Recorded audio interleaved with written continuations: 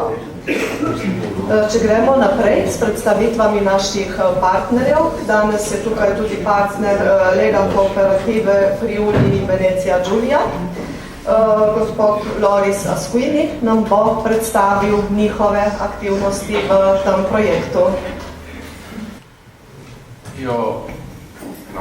Glejte, prosojnic nisem pripravil, ker smo mi nekakšen podporni partner, nismo ničesar takega izvedli, kot ste vi, ostali partnerji izvedli. Osebno menim, da je bil projekt zelo uspešen. Rad bi izrazil svoje veselje, zadovoljstvo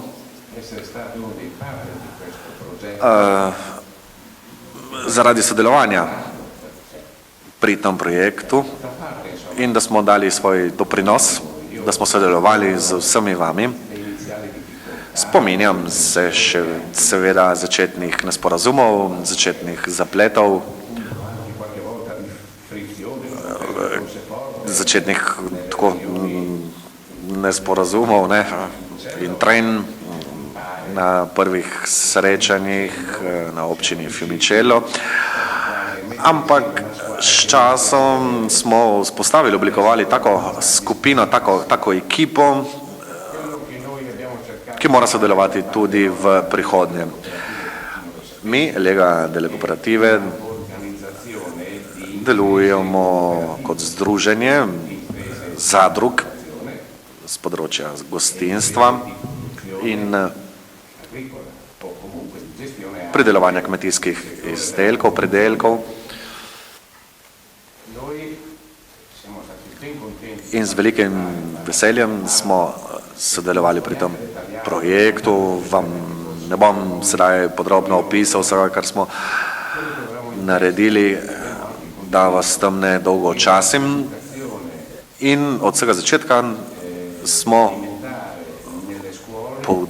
želeli poudariti pomen prehrambene vzgoje na osnovi značilnih tipičnih jedi. Torej, verjeli in zaupali smo v to in smo najbrž tudi dosegli ta cilj, in sicer to, da dijakom, da mladim poudarimo, izpostavimo pomen teh jedi, teh sestavin in da odkrijejo teritorij, lokalno razsežnost. Torej, povezali smo lokalni prostor s hrano, kar ni zanemarljivo. Menim, da po tej poti moramo tudi nadaljevati. To sem že povedal tudi na zadnjem srečanju, ko sem si dovolil reči, da bi lahko nadgradili ta projekt, razširili ta projekt v prihodnjem programskem obdobju, in to ponavljam tudi danes tukaj. Hrana, jedi, vzgoja, kultura, lokalni prostor pomeni zdravje. S hrano se lahko poškodujemo oziroma si lahko nekaj dobrega sami sebi storimo. Za vse naše sinove in vnuke bo hrana pomembna.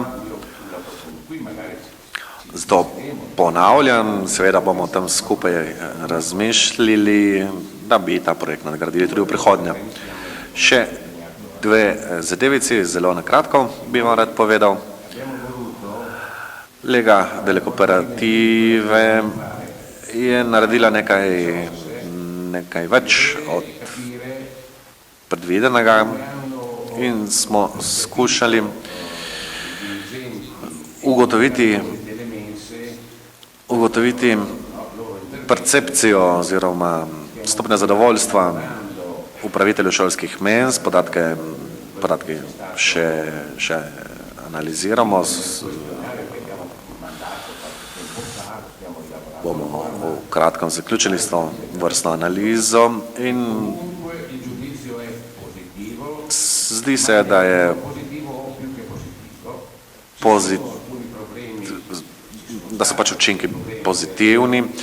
Imeli smo določene težave z dobavo nekaterih sestavin, ampak vse to se da rešiti, se da izboljšati, mislim na pasatele, na ajdovo kašo. Ni preprosto, ne? Ni preprosto, oziroma ni bilo preprosto, vsaj za nekatere partnerje, za nekatere upravitelje šolskih menz.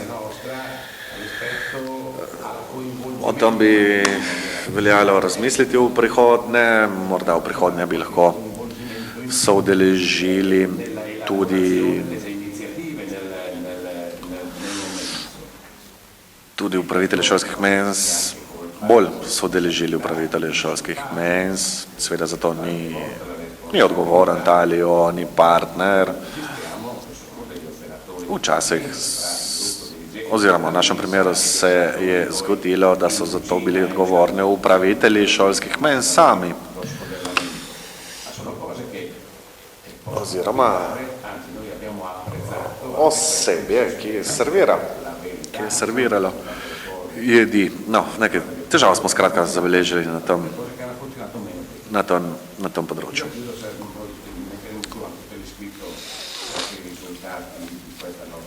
Rezultate bomo predstavili tudi v pisni obliki, vam jih bomo posredovali in preden zaključim bi vam rad povedal še, da 4. oktobra v Gorici prirejamo nek dogodek, neko okroglo mizo, v okviru katere bomo obravnavali smernice z področja kmetijstva v Furlaniji, Julijski krajini in Evropi na splošno.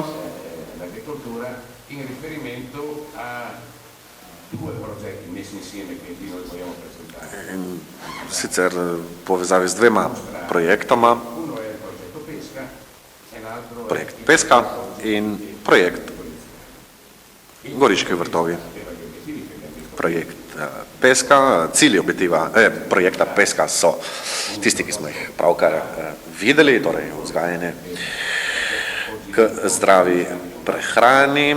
Projekt Goriški vrtovi je prav tako namenjen neki podobni tematiki, to se pravi promociji in prodaji tipičnih lokalnih jedi ob meji. Projekta sta sorodna, sta združljiva celo in zato bi radi posvetili obema en dan. S tem tudi zaključujem svojo prezentacijo, svojo predstavitev in vas vse toplo vabim, da se udeležite tega dogodka v Gorici.